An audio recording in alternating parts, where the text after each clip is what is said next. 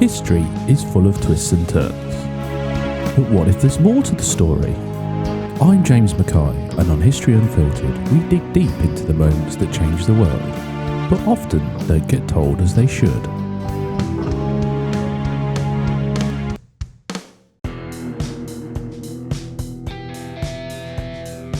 Espionage, spies, secrets, covert missions.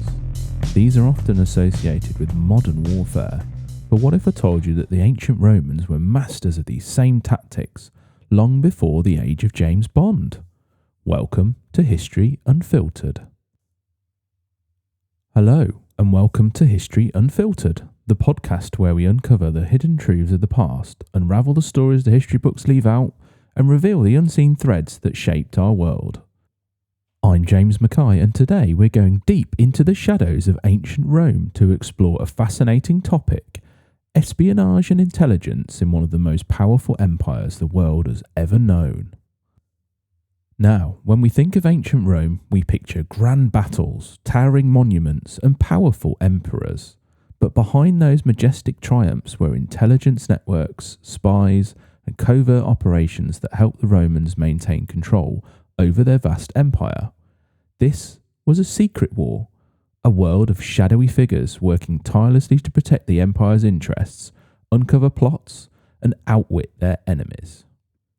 I know it's easy to assume that intelligence gathering and espionage are relatively modern inventions, but in reality the Romans were already using sophisticated spy tactics centuries before the modern age. But before you picture someone like James Bond in a suit with one of those Centurion helmets with the kind of brush on the top, it's not about that at all. So while the CIA, MI6 and even private mercenary groups like Blackwater dominate headlines of the modern age, the Roman Empire had its own version of spies, many of whom operated right under the noses of their enemies. Today we're going to explore how the Romans utilised spies, informants and covert operations to protect their empire, crush rebellion and stay ahead of their rivals. So let's start with the basics. So espionage in ancient Rome was deeply embedded in the military and political structure. It wasn't just about spying on foreign enemies, they also dealt with internal surveillance. Rome was always under threat, both from external forces like rival empires and from within, from rebellious provinces and political rivals. The Roman Senate and military leaders were quick to develop intelligence networks. They used scouts, informants, and sometimes even normal citizens to gather crucial information. They found that ordinary civilians were the best people to use, in fact, people with local knowledge or inside connections. The Romans were known for using a variety of sources for information, people who lived in conquered territories or even those who worked for the enemy. In fact, many times the Romans would infiltrate enemy ranks by bribing or coercing lower-ranking soldiers in order for them to act as informants. These informants could be paid for their loyalty and certainly given protections in return for valuable intelligence. Which to me sounds a lot like modern intelligence agencies that recruit people in foreign territories to spy for them. So espionage was a big part of the Roman military campaign, whether that was at home or abroad. I guess you could kind of say that they were a bit like today's drones or satellite surveillance, but a lot more risk involved. Certainly for an ordinary citizen or even a soldier, if a Roman spy was caught, they knew they would face severe punishment, which was often execution. That said, spies in ancient Rome were also respected in their own right. Some even became famous for their bravery and cunning. One example is the infamous spy Fabius Maximus, who used a network of informants during the Second Punic War to track the movements of Hannibal. I'm sure you've heard of Hannibal when it comes to ancient Rome. He was the chap with the elephants. But he was also one of the greatest military tacticians in history. His surprise crossing of the Alps to invade Italy was a huge shock to the Roman Empire.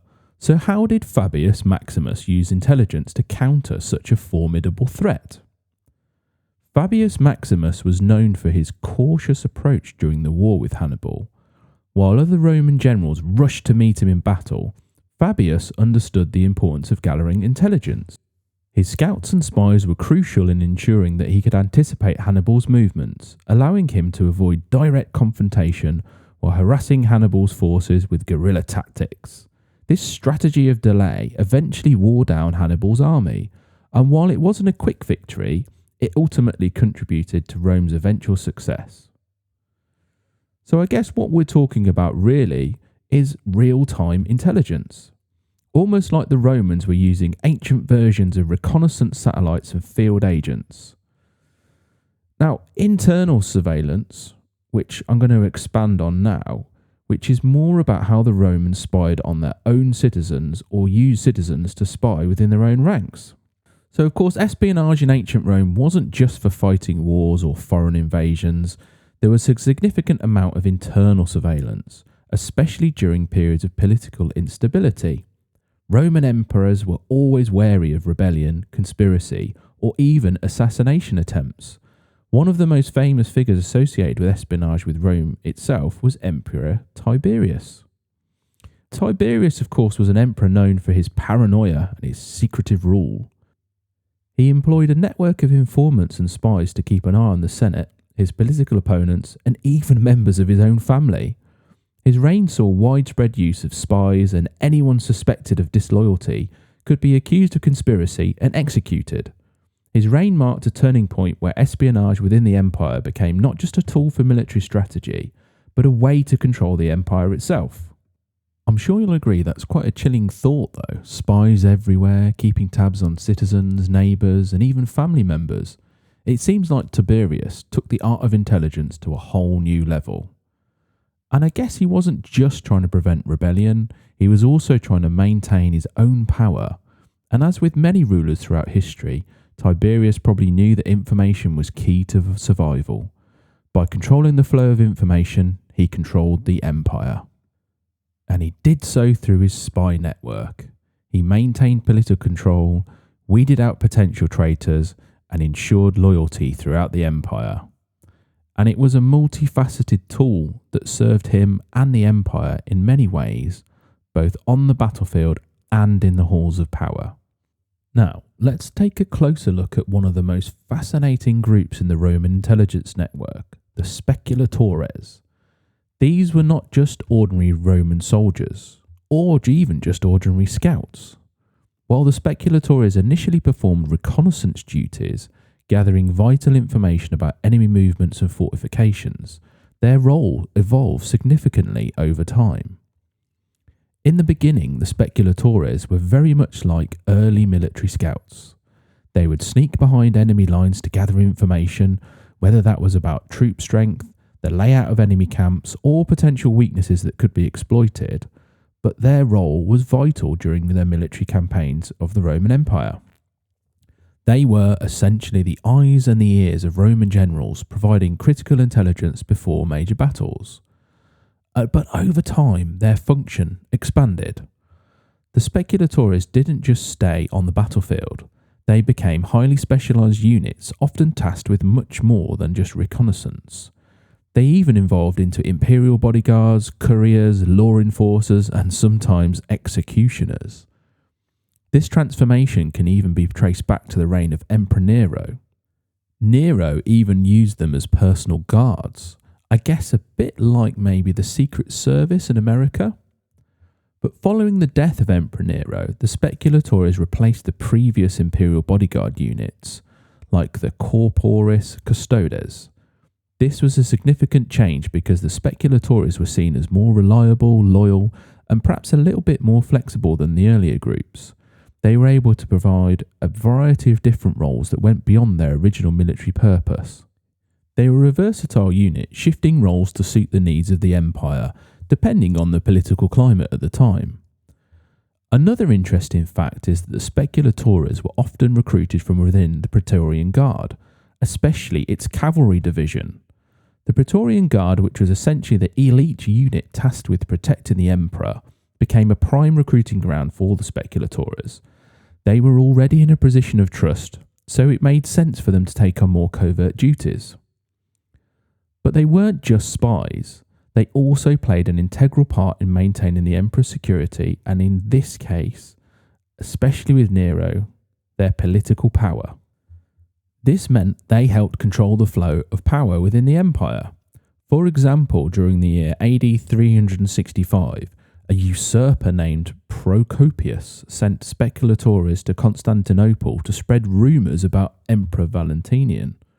This covert campaign worked so well that it led to Procopius being declared emperor, although his reign was quite short-lived.